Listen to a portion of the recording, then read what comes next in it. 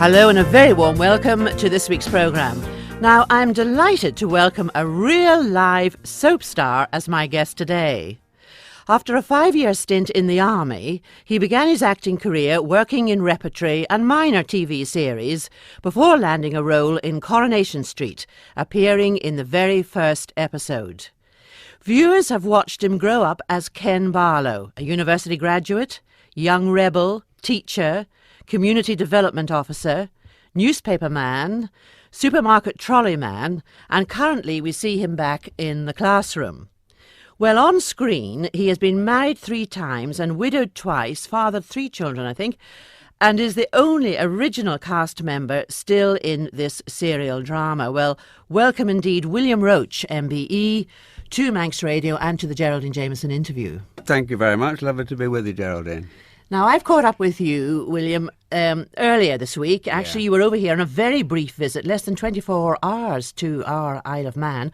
So what was the purpose? What brought you over to our island? Well, I came over. I was invited by Ken Riding of the Christian Spiritualist Church to come over and give a little talk, which I did, and met everybody at the church, and I had a very enjoyable evening anyway. It's not a part of you, actually, that is sort of familiar, really, I'm sure, with all your soap. I know you don't care for the word too much, but that's what's been changed from serial drama to soap opera now. But it's not something we associate with you, really, or do you keep this deliberately quiet? I don't go out. The tabloids tend to want sensational things, and they tend to trivialise things. And when I'm doing these talks, they're about what I regard life is all about and serious matters, and I'm very happy to talk about them to people who are genuinely interested and want to know, but the tabloids generally want some soundbite and quick things. So I don't deliberately hide it, but neither do I go out and talk about it. Yeah. And the press don't tend to pick up too much on this side of things, which I'm quite pleased about, really. We can just go out and enjoy ourselves. Well, I'm sure, this may surprise our audience today, that even your co-cast members are maybe not aware of this side of you as well. Well, they may be slightly aware of it, but we tend to, although we work very closely professionally, we don't meet up socially at all. And why should we? A lot of businesses like that, and particularly we work emotionally and in many cases intimately with people. So you're only too happy to go your own way, and we all have our own private lives, and most of them are very preoccupied with what they do. And the sort of thing that I'm interested in, esoteric philosophy and the meaning of life, is quite profound.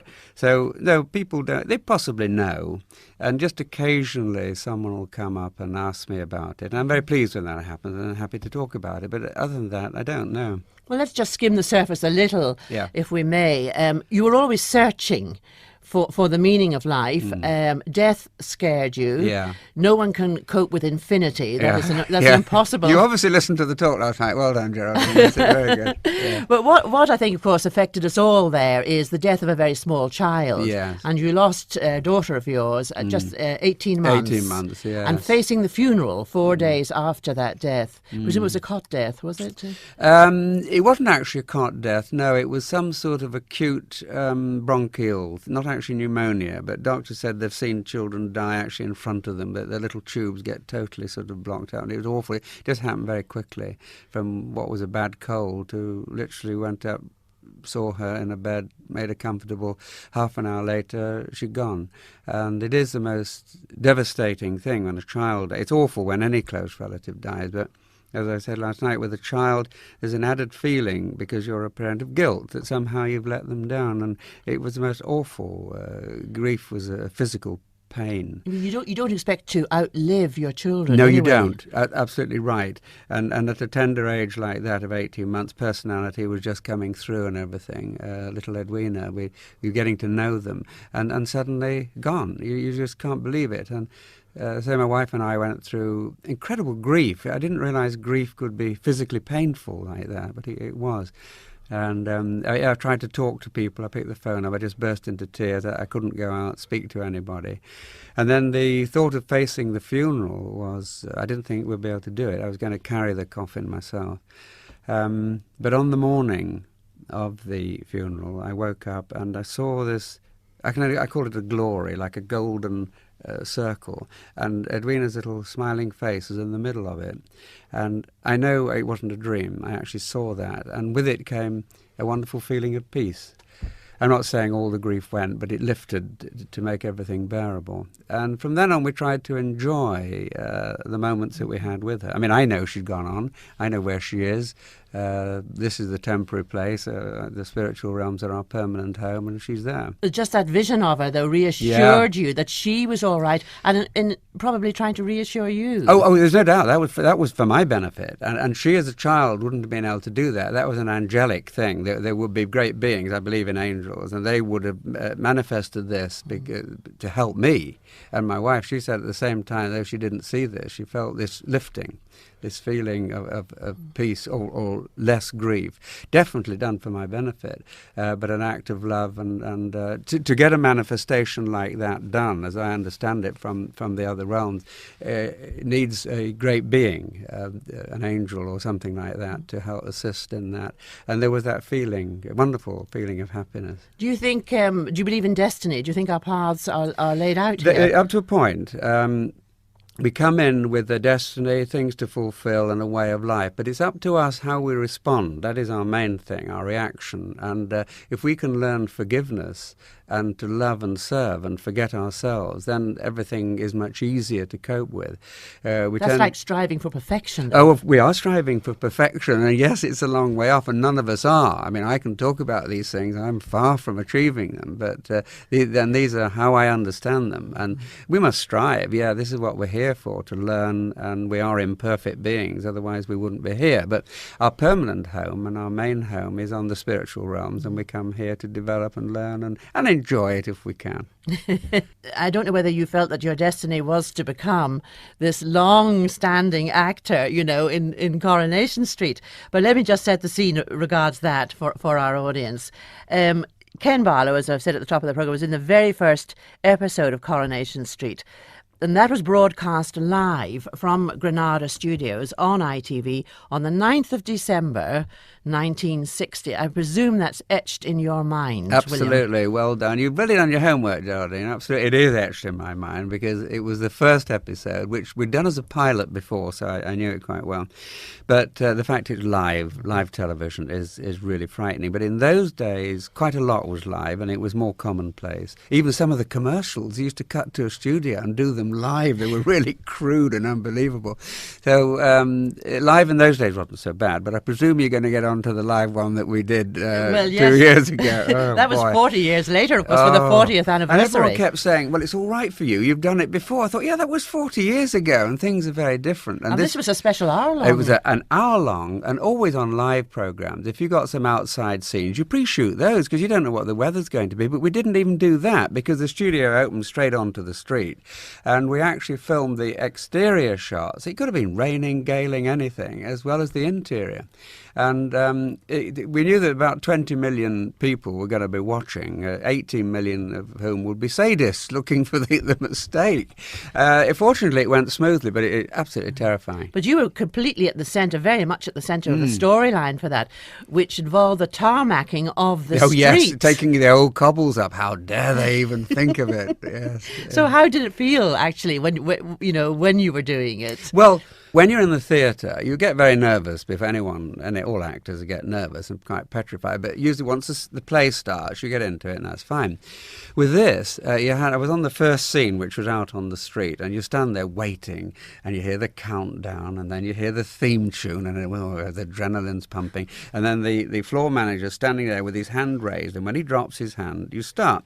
So you're getting all nervous, he drops his hand, and you do your first little bit, and you think, oh, thank goodness. And then you quietly walk, and doors are held open, and there's silence backstage, to your next set, which was inside, where I had to sit down, and again I had to wait, and I went through the whole thing again, nerves, floor manager with his hand up, his hand drops, you do your little bit, and then I had to walk into the Rovers, the next scene, went through it all, and every scene for an hour was like that, and I knew at the very end I got this big speech about a toast to the street, and I just prayed that I could get it out. So one of the executives just before, they were backstage, they shouldn't have been there really, And about 7:50, because they put their neck on the line doing this live show, that nobody knew. It could have been a total disaster. Everyone could have seized up and things could have gone wrong. And at 7:15, he said, "How are you feeling, Bill?" I said, "I don't know. I don't ask me. I don't know. I might seize up. I don't know." It's the most awful feeling. It's like waiting for... Yeah. I don't know, an execution or something. But anyway, it went well. It went smoothly. I'm pleased I was in it and did it, but please, never again. Never again. Well, taking you back to those days, you know, when I think it was just 2 episodes a week. Yes. When it began. And, of course, it wasn't called Coronation Street, it was Florizel Oh, no, Street. before it started, the title was Florizel Street, yes, which sounded like a sanitary detergent, and people called it Florizel, and everybody groaned. And literally, a couple of days before the first transmission, the executive producer, the producer, and the director of the first episode were up all night thinking of a name. And the story goes that the executive producer at about 2 a.m. said, "I'm going to bed, I'll leave you 2 at it." And in the morning he came into them, he said, "Right, I'll take any name you want, so long as it's Coronation Street." And that was it. That's how it got its name. How did you land the part? I'd been at Oldham Rep, which is nearby Manchester, and in those days they were doing 1 or 2 series, one called Knight Errant and one called Skyport. And I had long hair, mainly because I couldn't afford to get it cut in those days. And it was unusual. And if they wanted an art student or something like that, they go get that Roache bloke from Oldham Rep. So I did 1 or 2 literally small parts, little cameos, a couple of pages, no more than that. So they knew me for that. Then I went to London and did some films, and I had a lead in a play. And then I got this call. My agent said, Granada are doing a new series. He said, "I think it's a comedy like Norman Evans in Over the Garden Wall. And they'd like you to go and read for it." And I said, "Well, I don't want to." I'd gone to London, got my flat, got established down there. But he said, "You might as well go up, there's nothing else on." So I went up and I read for it, and it was for a young student, so obviously they would have thought of me because of having done bits before. And then later they offered me the part of this university student, and my agent said, "Look, it's only going to run for 13 weeks, you might as well do it. You've got this play going out, you're well established, what a wonderful short window, 13 weeks of twice-weekly television, and then this."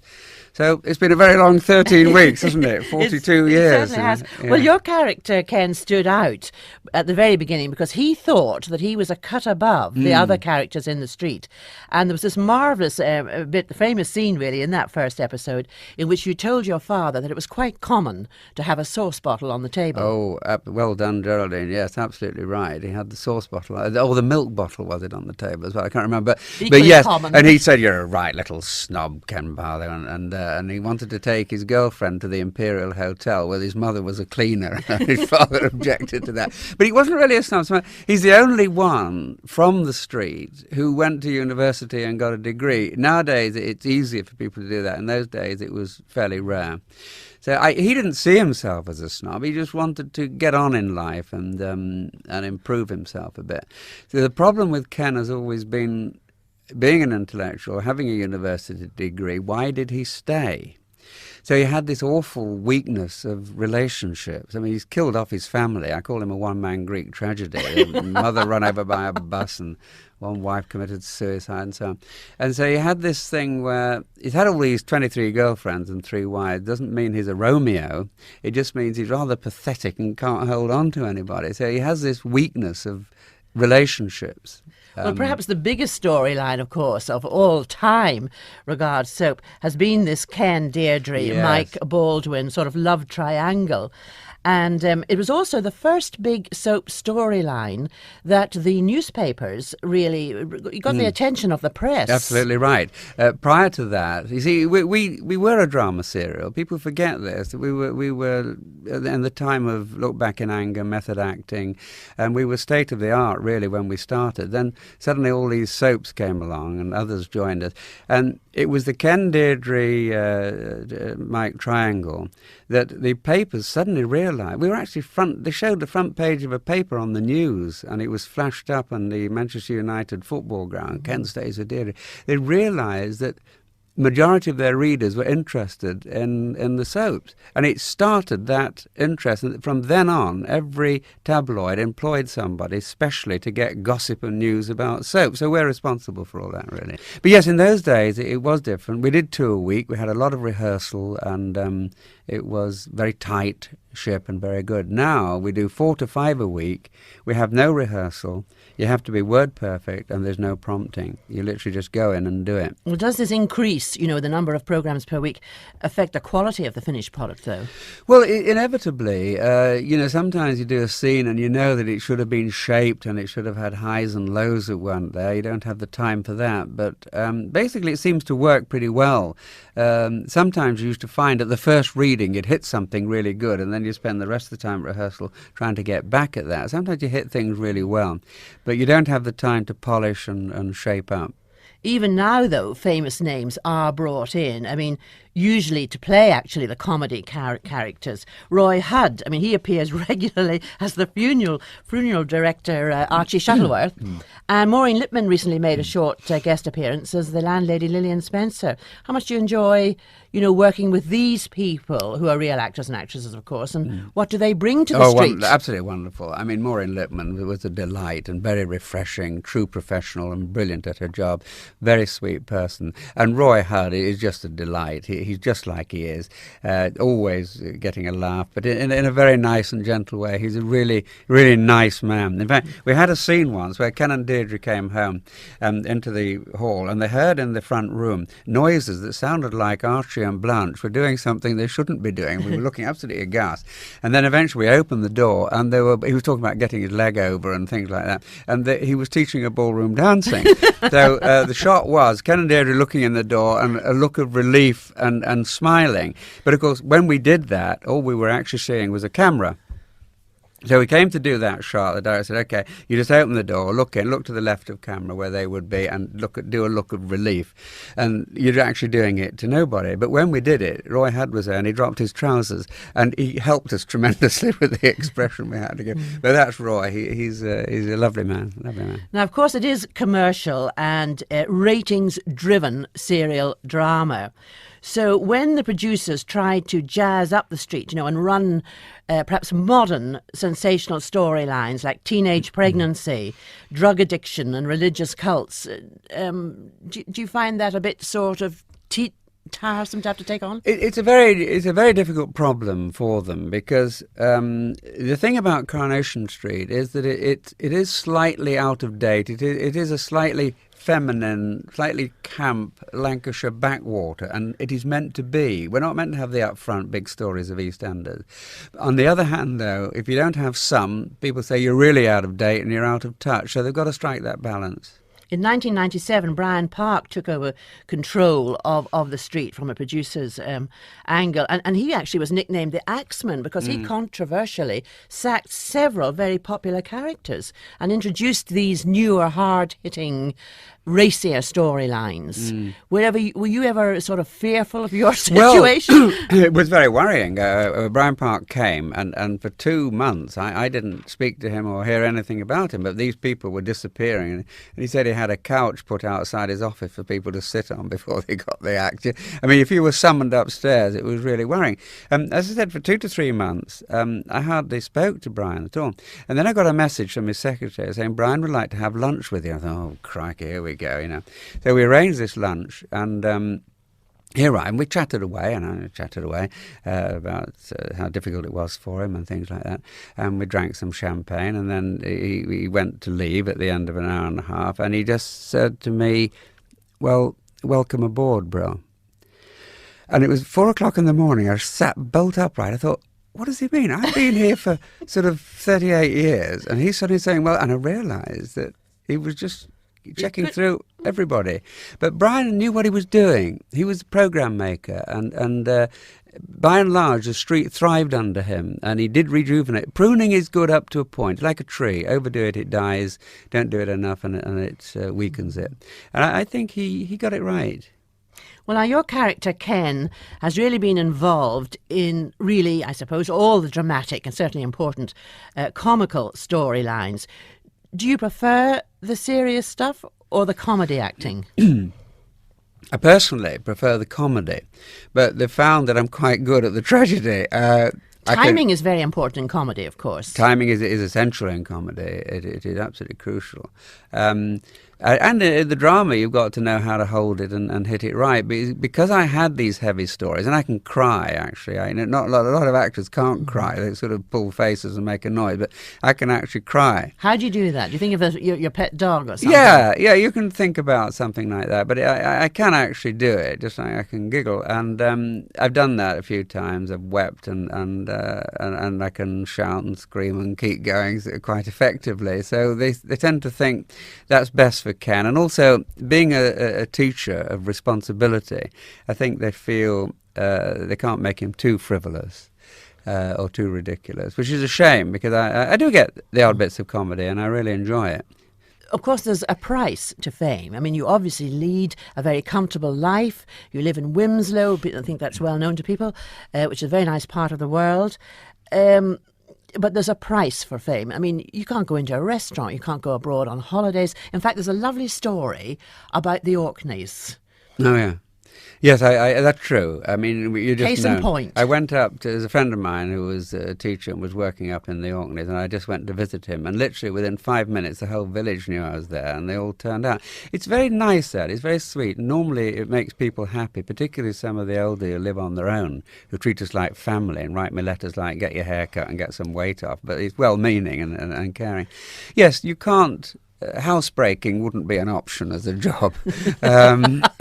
You're known wherever you go. But in fact, actually, you might get away with it. We've got to be a lookalike. Oh, actually, I did. One day I opened a Motion Master cinema in somewhere in England, and they had a whole lot of lookalikes, and I was the only one who wasn't.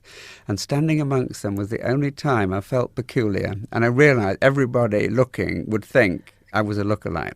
Other than that, I know who I am. I don't have any problems with it. And overall, the pros outweigh the cons of being recognised. And it's useful, like, for instance, being able to go to the Christian Spiritualist Church and talk. Being known helps me to get a message over, and you can help charitable events and things like that. So overall, it's fine. You've got two children who are sort of one past their teenage. I think she's at St Andrews University. My daughter Verity is at St Andrews University. And a younger son. And a younger son, William, is at Shrewsbury School. My elder son, Linus, is in films. He's playing Bobby Kennedy in a film over in Canada at the moment. Didn't he play your son in the...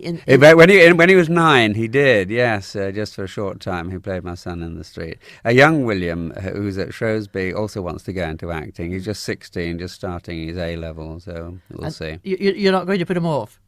He knows. I've told him he knows what it's like. He's done... Shrewsbury is a very good school for drama, and he's doing a Shakespearean production at the moment, so he knows what it's like. Well, finally, Oh, gosh, is it over already? It is virtually, I have to say. Yeah. The music's coming up any moment. But right. Finally, how long will Ken Barlow and yourself go on? Because one thing in life is certain. We cannot stay here forever. We cannot plan, of course, exactly when and where we shed this mortal coil. So ideally, would you wish to depart this world on the set of Coronation Street? Not physically actually on it, but still that while I can stand and speak and enjoy it, I would wish to continue. I'm very fond of Coronation Street. I enjoy it, and I'm very proud to be in it. And yeah, as long as they want me and I'm able to do it, I'm happy to do so. William Roach, MBE, thank you so much for joining me on the Geraldine Jamieson interview this week.